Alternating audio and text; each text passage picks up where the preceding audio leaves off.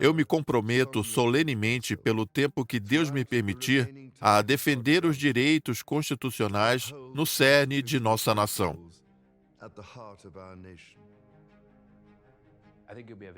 Eu acredito que ele será um ótimo rei, um rei compreensivo. Ele se preocupa com a nação. Eu sempre acreditei que Charles seria um excelente rei, pois ele tem muita empatia. Ele se importa com seu país, com suas origens, com o planeta e se importa com o povo. Pelo que podemos ver em Charles, ele tem o desejo genuíno de tornar as coisas melhores para o povo. Ele disse com sinceridade: "Eu me preocupo com o futuro dos meus súditos." Charles sempre quis ser rei. Ele tem aguardado durante décadas para ser rei, pois esse é o propósito de tudo que fez em sua vida. O rei passou pelo maior período de aprendizado da história como príncipe de Gales. Eu não acho, eu tenho certeza que ele será um rei solidário, compassivo. Ele será um rei do povo. Me esforcei em servi-los em toda a sua lealdade e respeito e amor com os quais eu tenho servido durante toda a minha vida. Ele era visto como uma pessoa rigorosa e fria, e creio que agora, felizmente, houve uma aproximação da opinião popular do rei como figura pública e como indivíduo. Com Camila ao seu lado, penso que ele será maravilhoso, compassivo, compreensivo e tudo o que tiver de ser. Charles é alguém que sabe muito bem que existem altas expectativas, às quais ele deve corresponder, e o sentimento de ter essas vestes reais invisíveis sobre seus ombros. Creio que, quando ele regressou ao Palácio de Buckingham, ele pensou: certo, aqui vamos nós.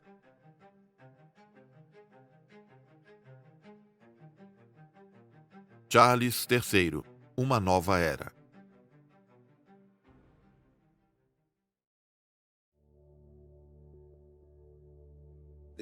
As personalidades pública e particular do rei são muito parecidas. Obviamente haverá uma pequena diferença. Eu sempre digo que não importa o que você faz na vida, você age quando precisa agir. Mas, em grande parte, o que vemos é basicamente como ele é por trás das câmeras.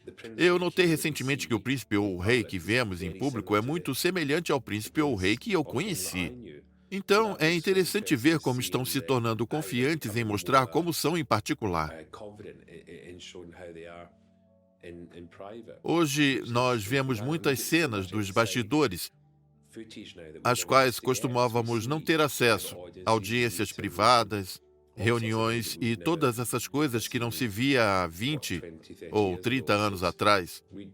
E isso torna mais fácil dizer às pessoas: o rei que eu conheci é o mesmo rei que vocês estão vendo, pois ele é exatamente o que ele aparenta ser.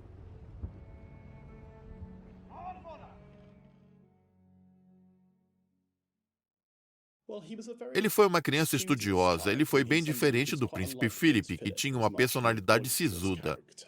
Ele também era diferente de sua mãe. Sua mãe foi uma pessoa muito séria desde jovem, e acredito que Charles herdou essa seriedade. Mas o que ele teve de diferente da sua mãe foi um grande interesse em aprender e um grande interesse em livros. Isso é visto como anormal porque membros da família real não costumavam ser vistos como intelectuais. Mas Charles foi visto como alguém de ideias e interesses intelectuais, possivelmente influenciado pelas suas babás. A Rainha Elizabeth foi uma mãe zelosa. Lembrem-se que ela se tornou rainha aos 25 anos. O príncipe Charles tinha cerca de 4 anos e a princesa Anne, que nasceu em 1950, tinha apenas 3 anos quando a rainha foi coroada. Suas crianças foram praticamente tomadas de seus braços. Ela não tinha tempo para estar com eles. Ela os via de manhã por 15 minutos e à noite por meia hora. No entanto, você deve julgar pelos costumes da época. Era assim que as famílias aristocratas funcionavam. Uma curiosidade quanto à coroação que foi realizada em 1953 foi que Charles era velho o bastante para ir à coroação e entender o que se tratava de uma forma que seus irmãos nunca fizeram. Essa experiência deve ter sido opressiva para um garoto jovem. Toda a pompa, o barulho e o número de pessoas. Mas no fundo de sua mente, ele já sabia que esse seria eu um dia. Isso tudo acontecerá comigo. Foi uma cerimônia de 3 horas. Muitos disseram que foi o dia mais frio que junho já teve e a chuva era intensa. Nós estamos falando de 1953. O exército estava presente em grande número e havia um soldado a cada meio metro ao longo da calçada. Esses soldados eram chamados de os enfileirados e todos eles estavam com frio.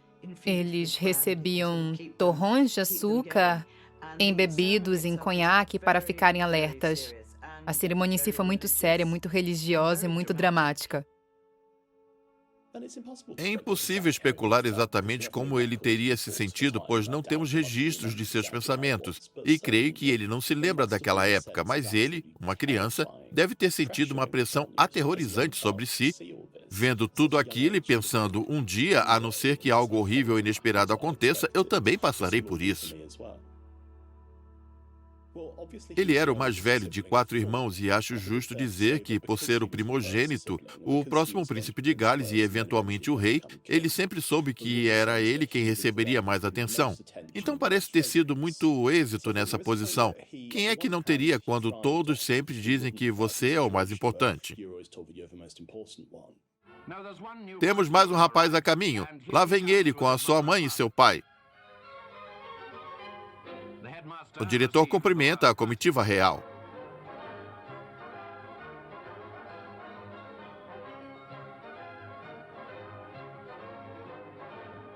Que mala enorme!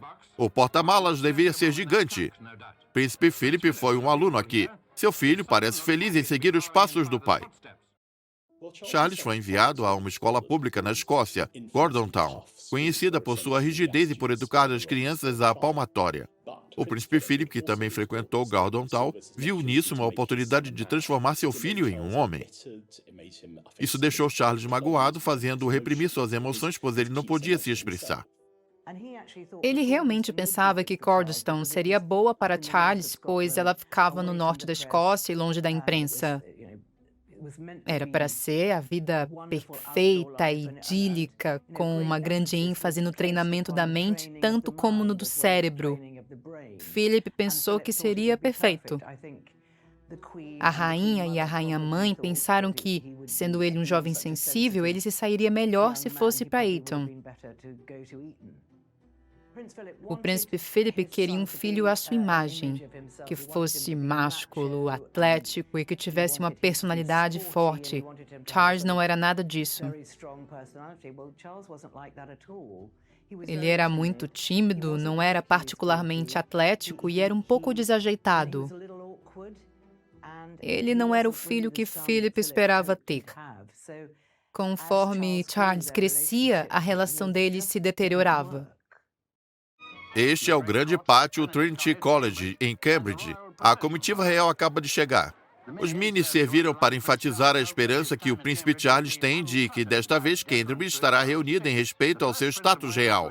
Ele é o primeiro príncipe de Gales a frequentar essa universidade em um século. Ele ficará em um quarto em Newcourt.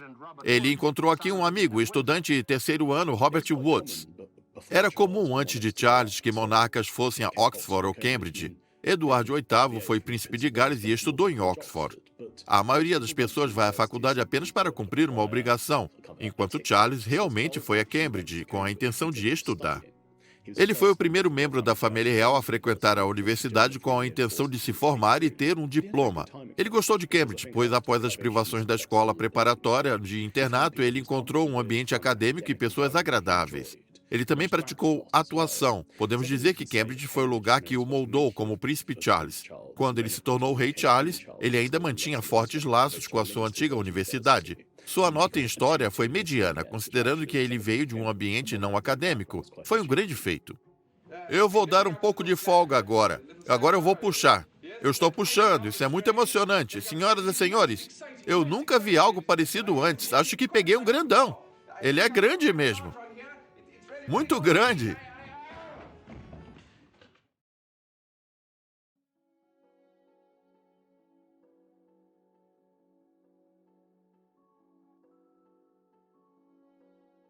Charles foi investido como príncipe de Gales no castelo de Carmarthen em 1º de junho de 69. Foi uma grande ocasião simbólica, pois ele recebeu seu título de príncipe de Gales publicamente. O sentimento foi de que, após uma década em que a família real enfrentou problemas com a sua reputação, eles estavam tentando tornar de volta o controle.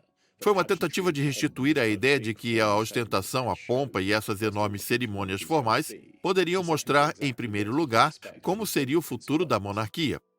É no prédio principal que fica à beira-mar onde o príncipe Charles realiza a maior parte de seus estudos. Ele passa 1 hora por dia no laboratório de linguagem, aperfeiçoando seu galês escrito e falado. Seu tutor é o Sr. Edward Millward, antigo vice-presidente do Partido Realista Galês.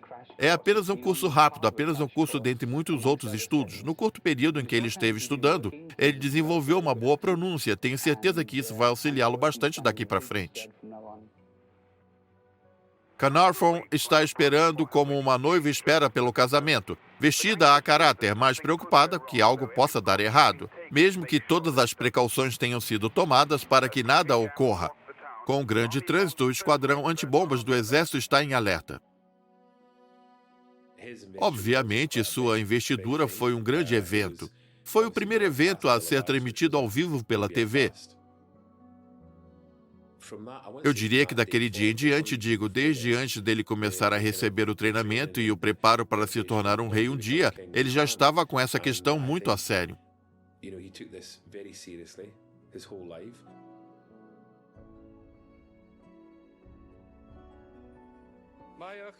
O seu pronunciamento de fato me tocou profundamente e eu posso assegurar a vocês que tomei nota de todas as esperanças nele expressadas.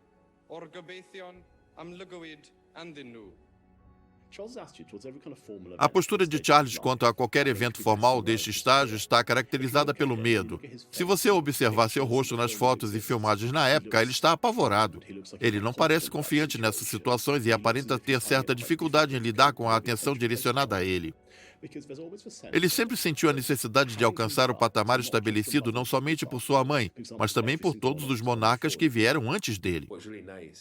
Algo fantástico que percebi quando trabalhava com ele em Highgrove é que ele praticamente treinava seu filho, o príncipe William. Acredito que, como ele se tornaria o príncipe de Gales, Charles estava ensinando tudo a ele que sabia. Ele transmitiu tudo isso ao príncipe William, mas hoje ele é o príncipe de Gales.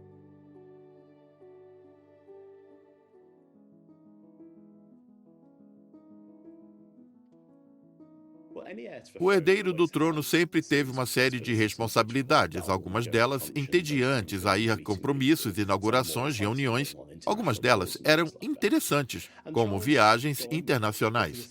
Charles não se importava, pois todos os membros da família real sabiam e sabem o que fazer na função deles. Você não está lá para ser idolatrado, você está lá como um funcionário público. Isso é incutido neles desde a infância. A tradição tem sido que todos os homens que integram a família real sirvam ao exército. Charles não tinha muita aptidão para servir. O fato de ele ter servido na RAF por diversos anos na década de 70 indicava que, primeiramente, ele era capaz de se dedicar completo a alguma coisa. Comparado ao príncipe Andrew, que foi piloto condecorado, é correto afirmar que Charles não estava entre os melhores na RAF. Porém, essa foi uma época importante para ele, pois ele interagia com seus companheiros de maneira igualitária. Ele podia interagir na escola também. O príncipe Charles esteve na sede de aviação naval britânica Ilviton, em Somerset, hoje. O clima estava perfeito para suas primeiras horas de treino no comando de um helicóptero Essex modelo 5. Esse é o início de um curso de pilotagem de 3 meses e meio. Ao fim, ele estará qualificado, assim como seu pai, príncipe Philip, a pilotar helicópteros, incluindo aqueles que conduzem a rainha. Eu acredito que essa tenha sido uma experiência de formação de caráter para ele, pois lhe deu uma ideia de como é trabalhar com as Forças Armadas, uma instituição para a qual se tem um enorme respeito. Ao mesmo tempo que é justo dizer que Charles não foi um membro mais renomado da RAF. Se eu futuramente for associado aos 3 serviços, seria uma ótima ideia atuar em cada um deles. É algo que gera uma experiência útil em questões de responsabilidade e disciplina. Eu acredito que a responsabilidade é o mais importante. Ela é a verdadeira confiança que é depositada em você para lidar com outras pessoas e o sentimento de que eles podem depositar a confiança delas em você.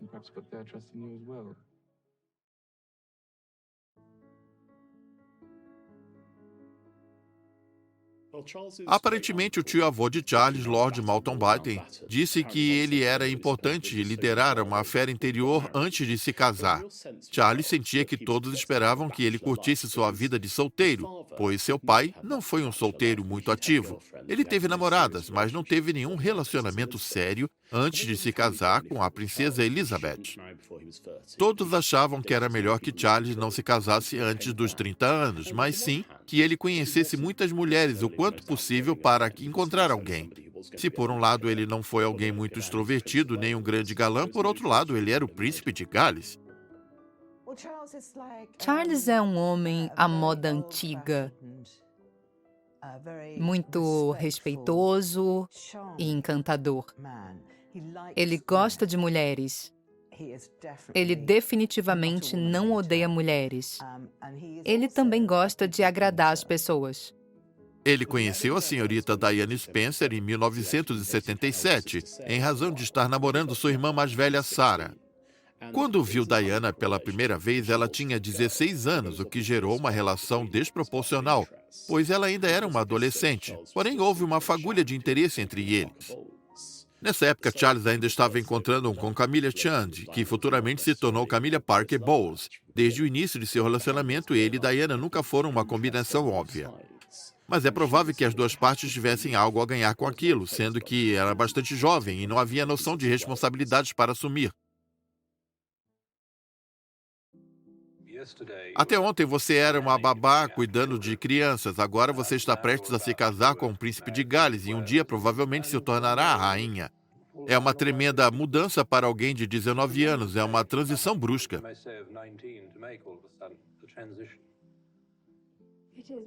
É sim, mas eu consegui me preparar um pouco nos últimos 6 meses. Charles e eu somos o par perfeito. Ele estará ao meu lado. Os meses entre o noivado e o casamento foram agitados, emocionantes e às vezes desafiadores.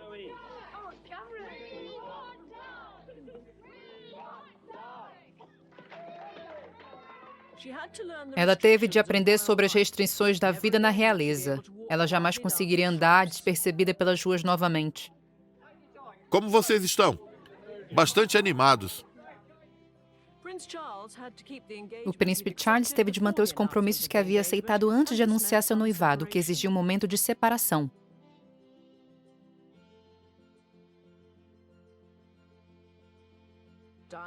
Diana teve que aceitar isso e se esforçar para esconder seus sentimentos.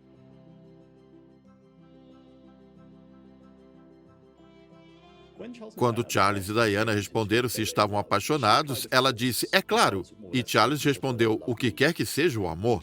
Todas as suas respostas foram evasivas. Diana responde sinceramente porque ela quer evitar qualquer pergunta mais complexa. Ela quer responder mais rápido. Já a resposta de Charles parece ser uma tentativa de falar, essa é uma pergunta ridícula. Por que está me perguntando isso? Não quero responder isso. Entretanto, essa foi a pior coisa que ele poderia ter dito, porque nas décadas seguintes isso passou a significar ele não amava Diana. Ele fez isso pois sentia que estava sendo forçado a fazê-lo.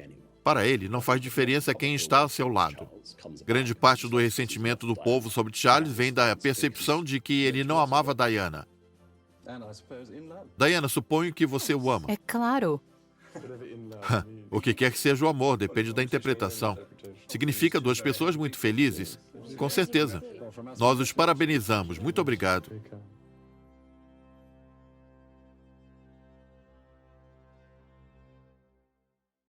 O casamento real foi de longe o maior evento para a família real desde a coroação há cerca de 30 anos atrás. O povo formava filas nas ruas para assistir.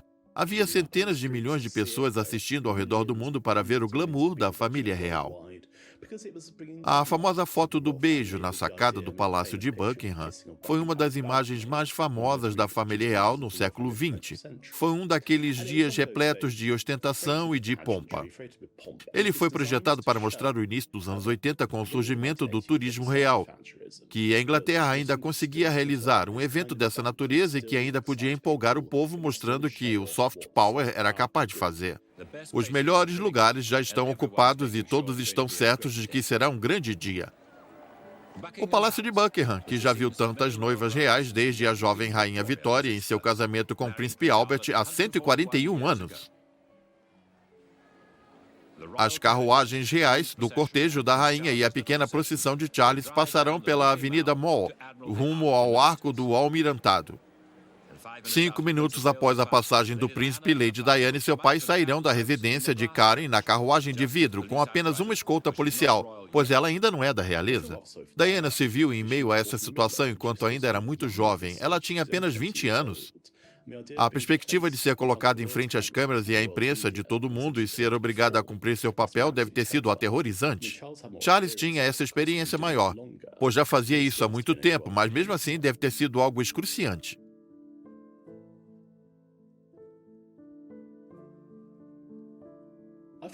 O relacionamento deles ficou conturbado após o nascimento do príncipe Harry. Uma das razões dessa complicação foi simplesmente que Diana estava definindo seus próprios rumos. Ela estava recebendo muita atenção e seu marido não. Ela estava se destacando e ele também não. As coisas começaram a se complicar, pois aquela vida não correspondia às expectativas de Diana. Ela esperava ser uma princesa de contos de fadas e viajar rumo ao pôr do sol, mas no instante que se casou, seu marido foi viajar a trabalho.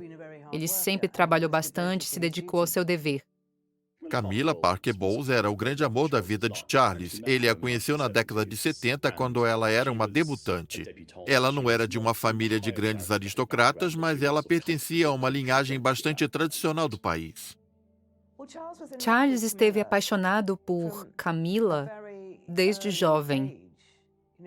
Ele se apaixonou por Camilla quando ainda estava na Marinha. Ela era divertida, andava muito bem a cavalo e o fazia rir. Camilla chamava a atenção, tanto de homens quanto de mulheres, pela sua personalidade. Sua personalidade era radiante. Ela foi considerada inadequada para ele exatamente por esse motivo. Elizabeth, a rainha-mãe, achava que uma das filhas dos Spencer seria bem mais adequado. É possível ver que, se Charles tivesse sido autorizado a se casar com Camilla, quando ele quis se casar com ela, o futuro de toda a família real teria sido diferente. Eles compartilhavam do mesmo senso de humor, dos mesmos interesses e tinham uma atração um pelo outro.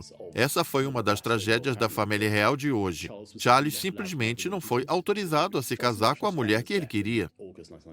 A reação de Charles à morte de Diana em agosto de 97 foi de absoluto terror.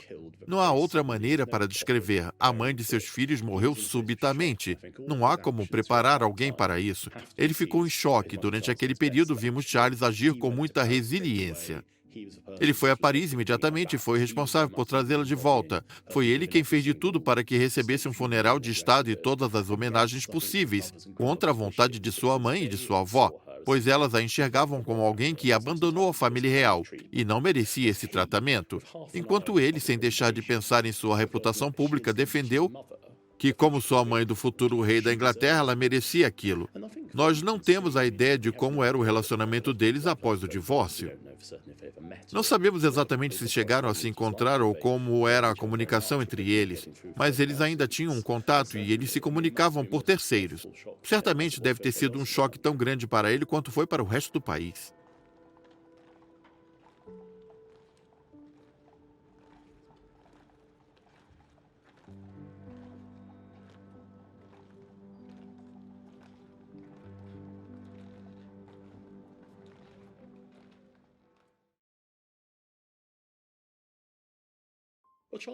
O casamento de Charles e Camilla em 2005 foi uma cerimônia civil ao invés de uma cerimônia religiosa. O país inteiro sentiu que eles finalmente conseguiriam se tornar um casal feliz. Eu acredito que se tivesse sido permitido ele se casar com Camilla 25 anos atrás, eles teriam sido bem mais felizes.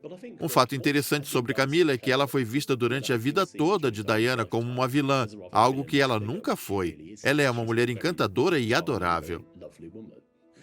Essa campanha difamatória persistiu por aproximadamente um ano após a morte de Diana. Porém, Camilla e Charles já estavam sendo vistos juntos em público. Ela já era enxergada como a companheira de Charles. E após um longo período de 8 anos após a morte de Diana, eles se casaram. Ele quis evitar as acusações de estar seguindo em frente rápido demais. A rainha percebeu as mudanças em Camila e a sua dedicação ao dever, bem como a Charles, pois ela o apoiava. Ambos queriam estar um ao lado do outro. Ela fez o papel que a rainha-mãe havia feito. A rainha-mãe esteve ao lado do marido em seus momentos de fraqueza e acredito que Camila permanecerá ao lado de Charles. Fico feliz pelo príncipe de Gales e por Camilla Parker Bowles. Foi uma ótima notícia. Quando o gabinete soube esta manhã, ele enviou seus cumprimentos e votos de felicidade em nome de todo o governo.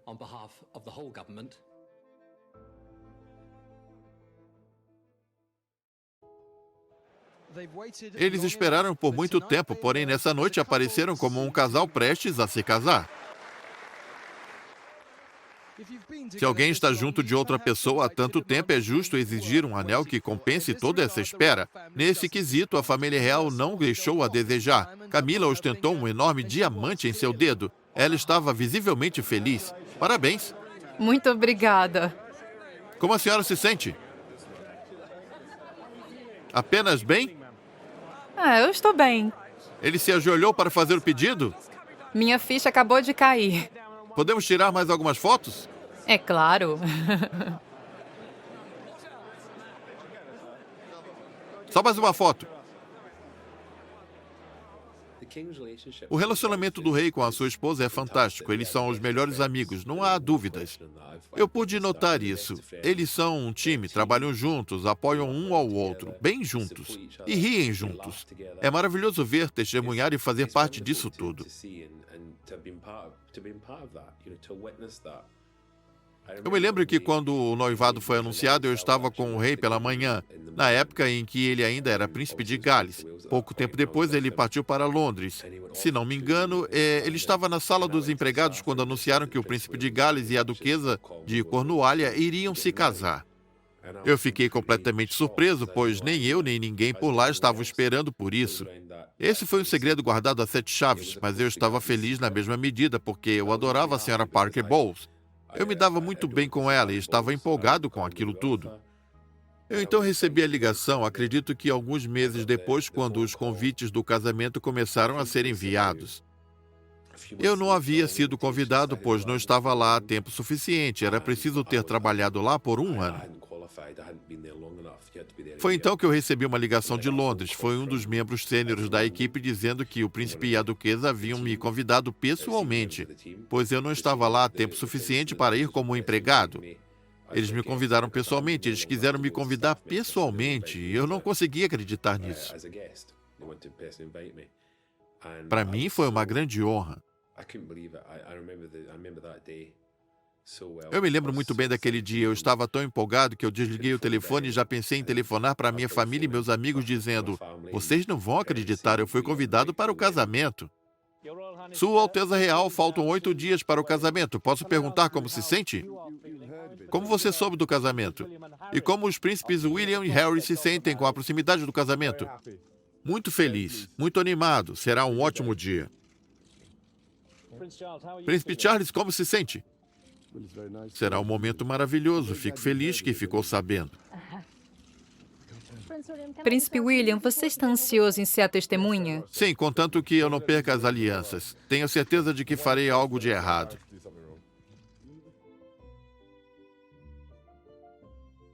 O casamento foi incrível. O casamento foi em 9 de abril de 2005, no castelo de Windsor. Foi um dia incrível. Estivemos no castelo para a recepção e a rainha fez um discurso.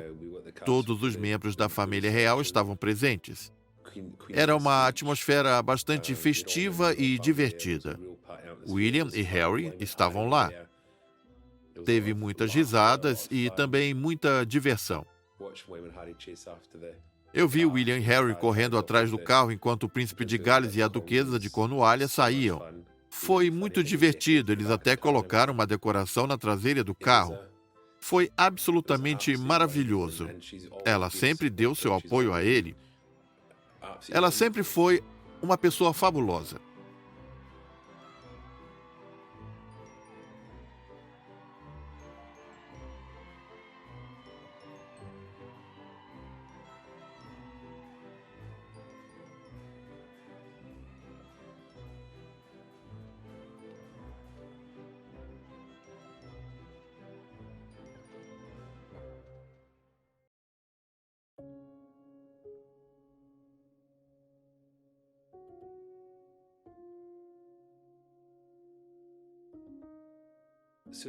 O rei passou pelo maior período de aprendizado da história como príncipe de Gales. É possível pensar que ele tenha ficado frustrado com isso ou que estivesse ansioso para fazer o seu trabalho logo. Do meu ponto de vista, esse nunca foi o caso. Ele gostava de ser príncipe de Gales. Ele fez um trabalho incrível. Nunca houve um príncipe em Gales que visse o cargo como um trabalho de verdade. Ele transformou o cargo num trabalho de verdade. Fico feliz em anunciar que temos um novo membro na equipe de previsão do tempo. Vamos falar com ele. Nós teremos um cenário incerto para o fim de semana. Essa tarde teremos frio, umidade e muito vento em grande parte da Escócia. Estamos sob a influência da baixa pressão e teremos uma frente caminhando para o norte, trazendo nuvens e pancadas de chuva. A chuva será mais intensa nas fronteiras e o próximo a Edimburgo, podendo causar complicações nas estradas. No oeste, a chuva será mais leve e dispersa, e talvez haja intervalos mais secos na região de Dumfries House. Haverá neve nas regiões mais altas de Highlands e Aberdeenshire, com possibilidade de rajadas de neve em Balmoral. Quem escreveu esse roteiro? No decorrer da tarde, teremos o clima mais agradável, seco e ensolarado nas ilhas do norte e no extremo norte do continente. O castelo de May em Caunheas terão um pouco de sol, mas o dia estará frio por toda parte e temperaturas apenas a 8 graus. E um forte vento vindo do nordeste. Graças a Deus, não será um feriado bancário. O que Charles fez durante sua vida vai além de suas responsabilidades reais convencionais. Ele era fascinado em fazer a diferença na vida dos jovens. Sua principal obra foi o Prince's Trust, uma organização especializada em fornecer fundos para organizações e indivíduos carentes. A Prince's Trust foi uma ideia brilhante. Ela atua em caráter público e consegue agir de maneira eficaz. Até mesmo as pessoas que não gostam da família real e as que conservam um sentimento republicano concordam que a Prince's Trust tem sido uma força do bem. Pelo que podemos ver em Charles, ele tem um desejo genuíno de tornar as coisas melhores para seu povo. Ele disse com sinceridade: "Eu me preocupo com o futuro dos meus súditos." Eu acredito que ele pensa dessa forma, como qualquer pessoa que erra algumas vezes, porém a Prince's Trust e a Prince's Foundation é um passo em direção para mudar a vida da comunidade. Eu fundei a Prince's Trust em 1976 para ajudar a melhorar a vida dos jovens carentes, porque eu tinha ciência dos desafios que eles enfrentavam. No decorrer dos anos, alguns desafios mudaram, mas a missão principal de dar às pessoas autoconfiança, autoestima e melhores oportunidades permanece a mesma.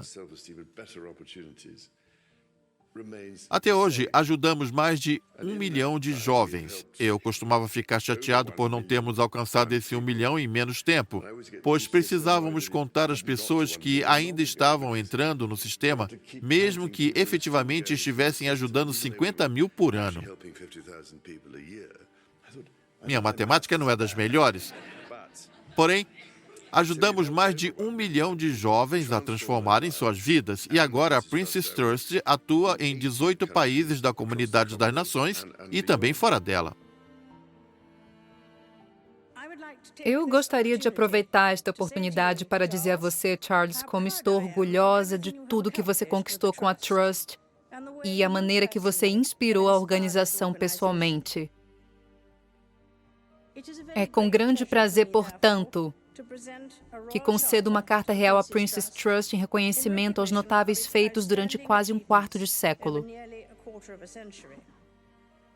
Ele aprendeu a fazer esse trabalho com a sua mãe e seu pai.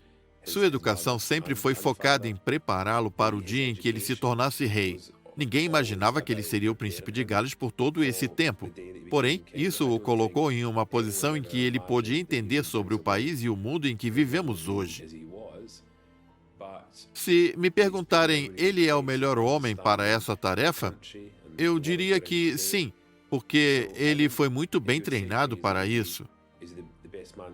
Como a própria rainha disse uma vez, o treinamento é tudo, no fim das contas. Essa é a resposta para tudo. Essa realmente é a resposta para tudo. O treinamento que seu filho teve trouxe a ele uma tarefa que ele é capaz de cumprir e está exercendo muito bem.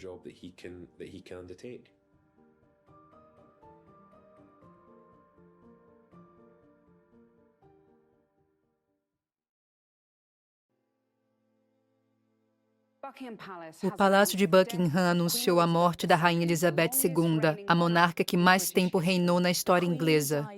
A rainha morreu pacificamente em Balmoral esta tarde. O rei e a rainha consorte permanecerão em Balmoral esta noite e retornarão a Londres amanhã. A falecida rainha e o rei eram muito próximos. Ela tinha uma ótima relação com seu filho, uma relação bem-humorada, como todos vimos. Costumávamos ver em diferentes eventos em Londres nos quais ele a chamava de mamãe e ela sorria para ele. Essa era uma relação maravilhosa.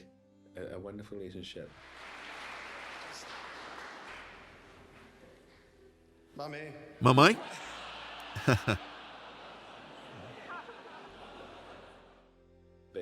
Eles se respeitavam. Ele respeitava muito a sua mãe. Ele respeitava o fato de que ela era a rainha e tudo o que ela representava.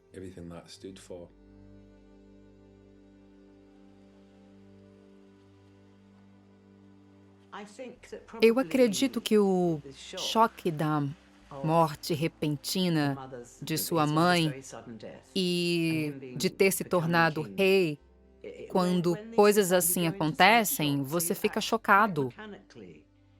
Você passa a agir de maneira mecânica. Isso nos protege de certa forma. Creio que ele não ficou sobrecarregado naquele momento. Ele não ficou muito emotivo, ele se manteve firme, ele lidou com isso de forma bastante profissional, que é a única maneira de lidar com algo tão intenso quando se está passando por ele. Foi surreal ver o rei e a rainha consorte retomando a Londres no dia seguinte à morte de sua mãe. Foi surreal, pois ele retornou como rei. Deve ter sido uma experiência extraordinária. Caminhar pelos portões do Palácio de Buckingham como rei. Foi algo que ele fez incontáveis vezes como príncipe de Gales. Mas agora, o sentimento, essas vestes reais invisíveis sobre seus ombros, você começa a pensar consigo mesmo, o que vou enfrentar? O que é esta responsabilidade? O que o futuro reserva para mim? Charles é alguém que sabe muito bem que existem altas expectativas às quais ele deve corresponder. Ela fez sacrifícios pelo seu dever.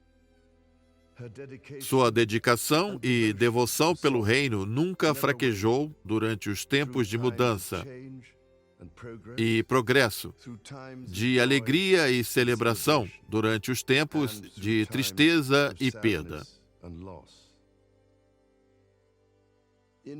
Em seu tempo de serviço, vimos seu amor profundo pela tradição, junto de sua recepção, destemido ao progresso que nos tornou grandes como nação. O afeto, admiração e respeito que ela inspirava tornaram-se a marca do seu reinado. Charles se apresenta bem. Ele é praticamente um ator shakespeariano. Ele foi um ator shakespeariano no passado, por isso a execução de seus discursos é brilhante. Acredito que ele mesmo escreve a maioria deles e os declama com um tempo impecável e com enorme emoção. Muitas pessoas achavam o discurso mais tocante do que esperavam, pois assim como a rainha foi uma avó querida para a nação, ele estava explicitamente oferecendo a si mesmo como substituto. Muitas pessoas não esperavam ser comovidas por isso, ficavam emocionadas. A rainha Elizabeth teve uma vida bem vivida, uma promessa com um desafio cumprido, e luto por sua morte é o mais profundo. Eu renovo essa promessa de servidão vitalícia com todos no dia de hoje.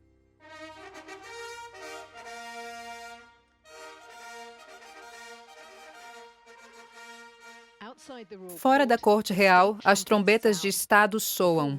Antes de dar a notícia, o papel desta parte da cerimônia é de divulgar a palavra para a nação que a aguarda.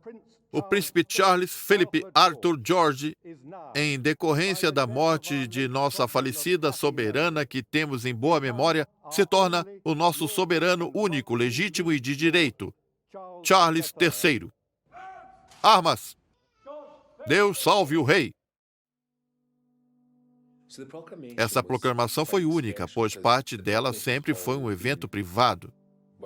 A parte que foi vista na sacada do Palácio de St. James já foi televisionada e gravada no passado, mas o que acontece do lado de dentro nunca é visto.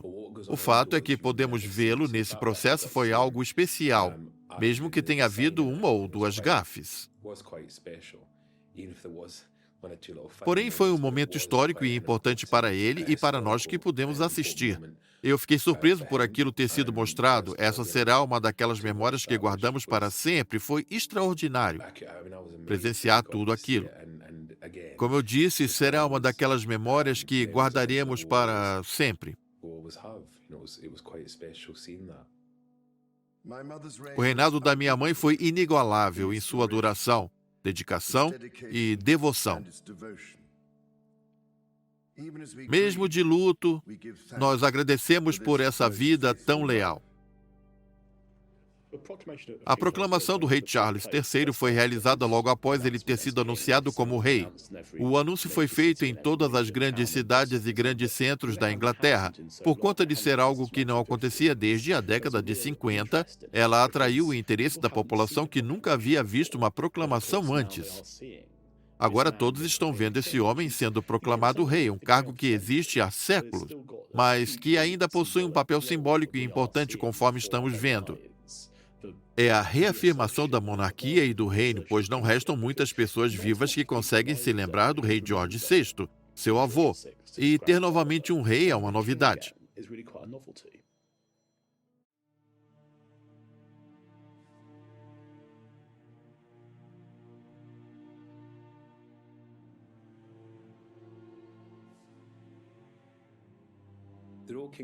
O papel que o rei Charles III desempenhou no funeral de sua mãe foi basicamente o de chefe de família e também o rei de uma nação. Tenho certeza de que foi um momento difícil, principalmente porque o mundo todo estava de olho nele. Ele acredita que esse era um momento privado, quando que está ciente disso. Tudo o que ele faz, cada ação, cada lágrima, tudo está sendo assistido, ouvido e discutido.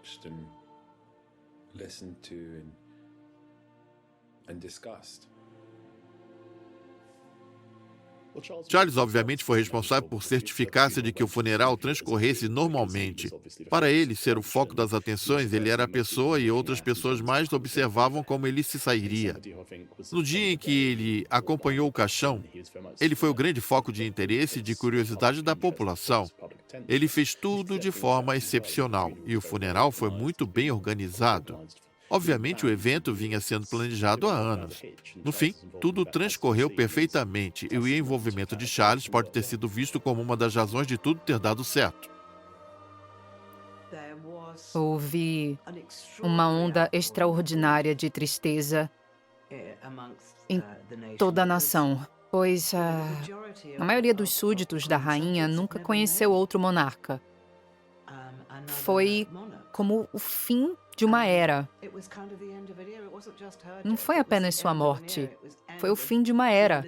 Foi o fim da era elisabetana que conhecíamos.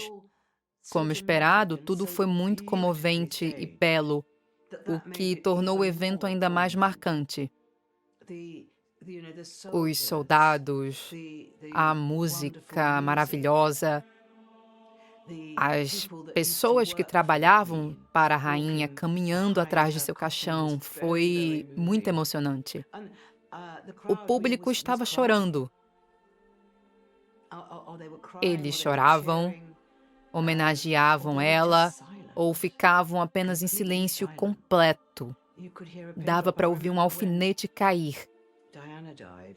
Eu me lembro de quando Diana faleceu. No dia do seu funeral, dava para ouvir os pássaros cantarem. Não se ouvia mais nada, nem sequer um som da multidão. Foi um momento de verdadeira comoção.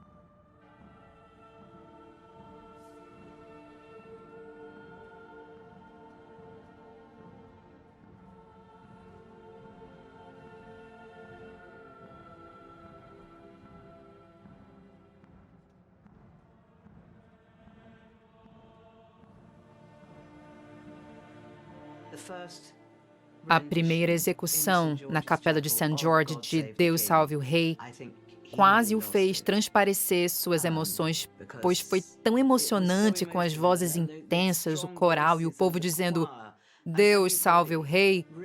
Para Charles aquilo foi extraordinário.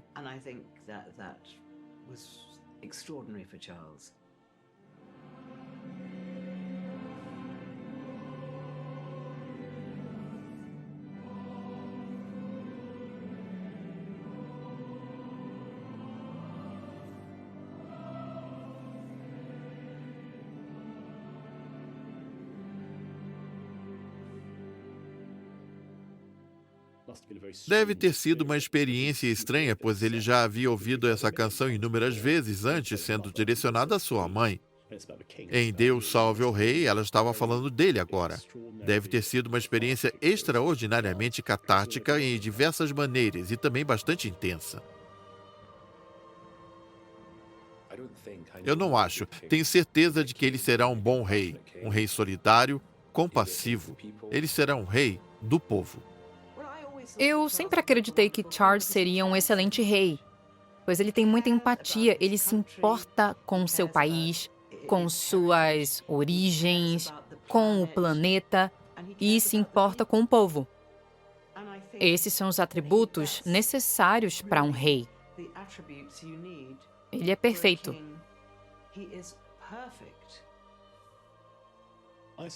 Suspeito que Charles será um monarca modernizador. Creio que ele será alguém que tentará satisfazer suas aspirações. Ele tem sido popular até agora. Se olharmos para as pesquisas de sua atuação, parece ser uma aprovação ampla.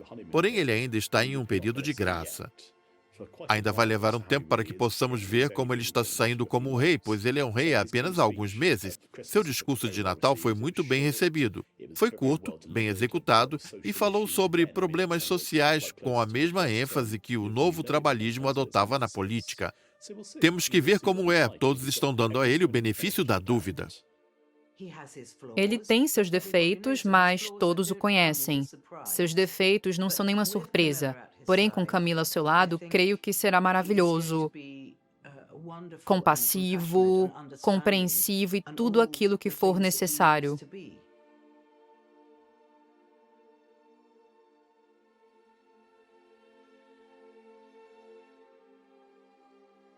Rei Charles III, uma nova era.